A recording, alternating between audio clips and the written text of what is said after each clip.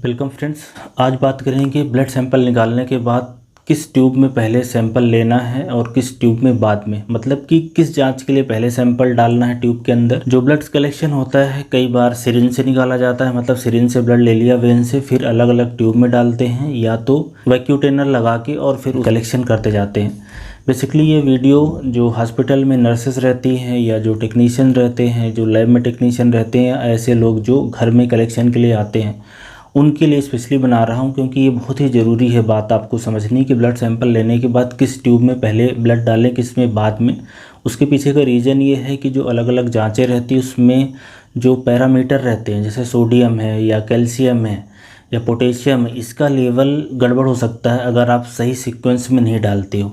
तो अब से जब भी ब्लड निकालेंगे तो इसी सीक्वेंस में डालना होता है। कई बार हो सकता है, आम पब्लिक के लिए मैं बता रहा हूँ, कि आपके घर में कोई ब्लड निकालने वाले आए होंगे और उनके पास बहुत अलग अलग तरह की ट्यूब रही होगी और बिना सीक्वेंस के वो ऐसे डाल दिया होगा, उससे रिजल्ट गड़बड़ होने की संभावना रहती है। बहरहाल जैसे ही ब्लड सैंपल निकालेंगे वैसे जो पहली ट्यूब है जिसमें ब्लड जाता है वो है कल्चर की ट्यूब है, ब्लड कल्चर की ट्यूब। ये भी आपको समझने वाली बात है कि जो ये ट्यूब्स रहती है इसमें कलर कोडिंग दी रहती है ताकि कन्फ्यूजन ना हो जाए।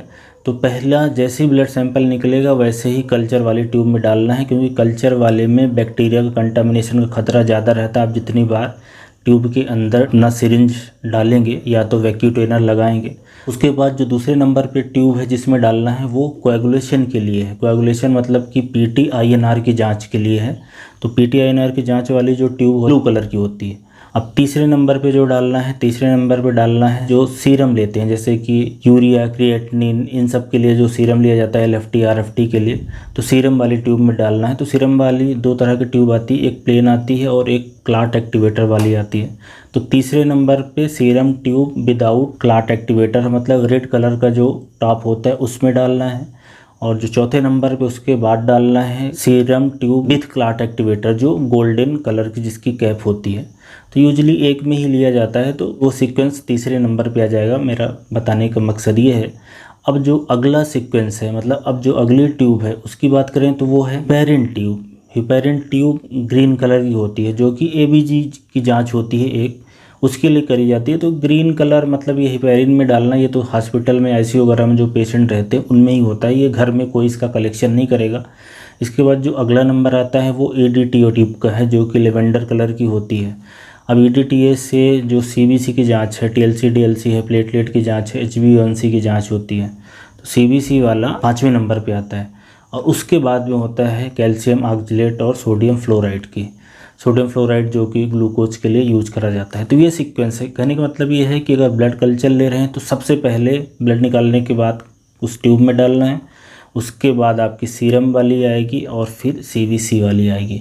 और अगर सिर्फ दो ही में ले रहे हैं, मतलब सीरम में ले रहे हैं और सीबीसी में ले रहे हैं और शुगर के लिए ले रहे हैं, तो सबसे पहले सीरम वाली में लेना है, देन सीबीसी वाले में, उसके बाद फिर सोडियम फ्लोराइड वाले में जिसमें से शुगर लगती है।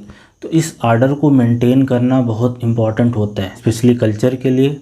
और जो सोडियम पोटेशियम की वैल्यू गड़बड़ हो सकती है अगर उस ट्यूब के अंदर आपने डाल दिया, सिरिंज की जो टिप है वो चली गई या तो वैक्यूटेनर में। तो ये जो आर्डर आप ड्रा है इसको समझना सबको ज़रूरी है।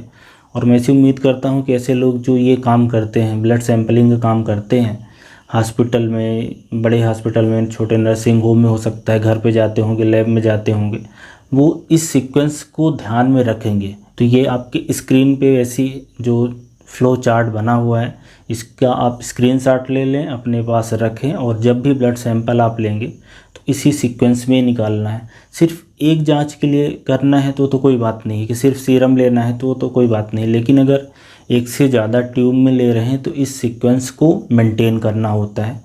तो ये मेरा बताने का मकसद है। तो अब से जब भी आप सैंपल लेंगे तो इस सीक्वेंस को मेंटेन करेंगे, ऐसी मैं उम्मीद करता हूँ, क्योंकि ये पेशेंट के हित में बहुत ज़रूरी है।